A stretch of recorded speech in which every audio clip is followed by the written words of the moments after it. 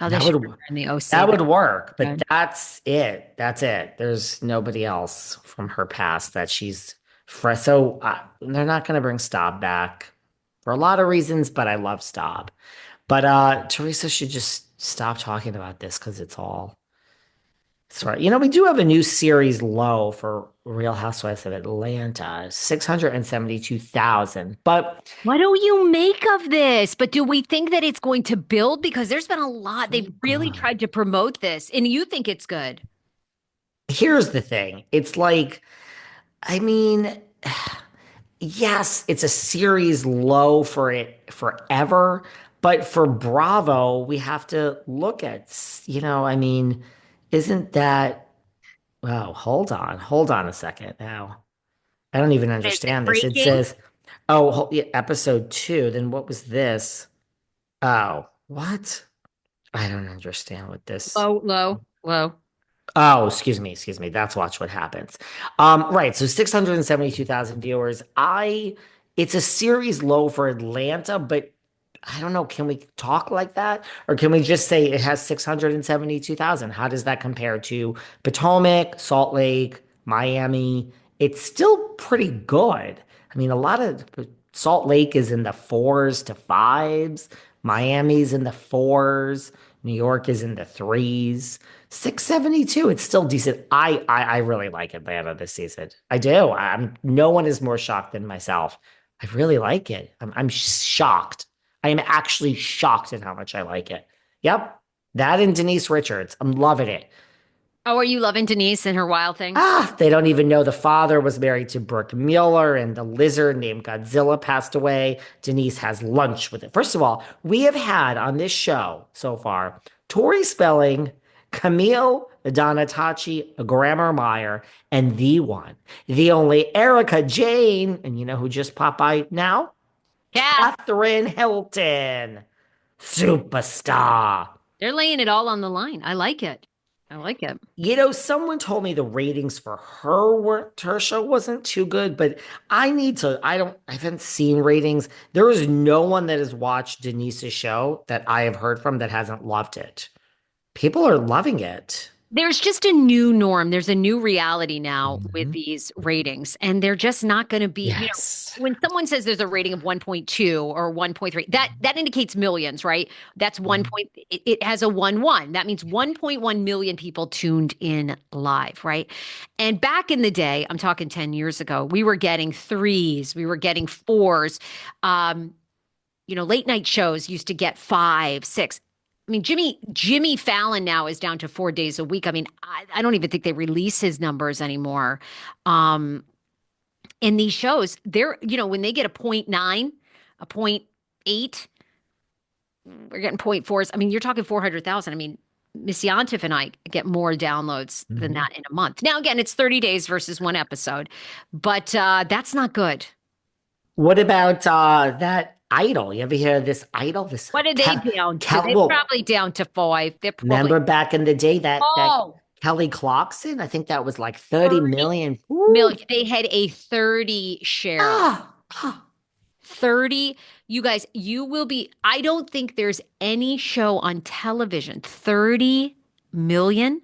Like this is what Well, that's people the don't Super Bowl. understand. Like if the new norm is five, six, seven for Housewives, this is why these shows aren't being canceled. It's not going to be canceled if the new norm is 600 and you have 500. But what people don't realize is if Coca-Cola was paying a certain dollar for 1.2 million people to watch, they're still going to pay for the 500,000, but they pay less. So when OC airs and you see that Scurry's is back, what they are getting at that production company in Bravo is not the same because less. So when Atlanta has six something, they're making less money. They're not being canceled because six is good, but they're making less money than when Kim Zolciak and Nene were there. So overall, they're making less money. There's no other way to spill that. I don't know. What do you got anything else for Well, me? just, I think we basically said this, but as we kind of are wrapping up here, Tamara is now shooting again for RHOC. You, of course, called this. You said, even if she walked out, we need Tamara. And so production is calling Tam and saying, take a break. Well, you're coming back. Mhm. So earlier, of course, a couple of weeks ago, she said that she had walked out. Reflecting on the long run, she just said it wasn't worth it. She also said, of course, the friendship and everything that Teddy is going through. But Tamara is back filming RHOC.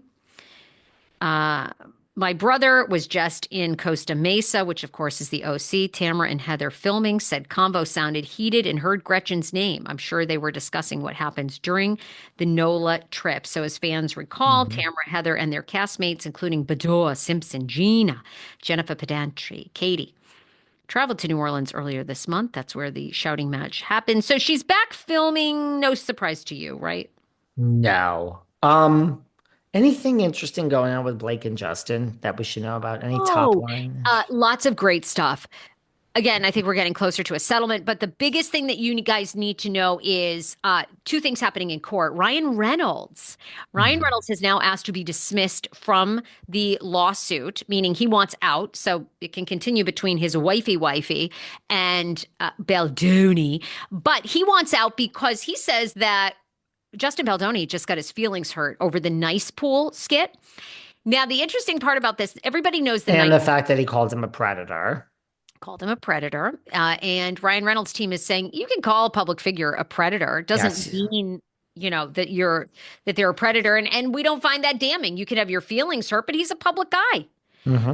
But the fascinating, Reynolds wants out, wants all that dismissed, wants Sony and the nice pool footage and all that gone from this lawsuit. The fascinating part is Ryan Reynolds and his lawyers do not deny the fact that that nice pool skit where they call him a predator, they make fun of his feminist energy, all that.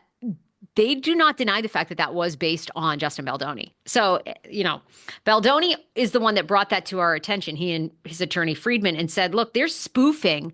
This is how they're not victims. They're spoofing me. They're making fun of me. These two aren't victims. They That's hate me. They're angry at me. They're trying to destroy my career.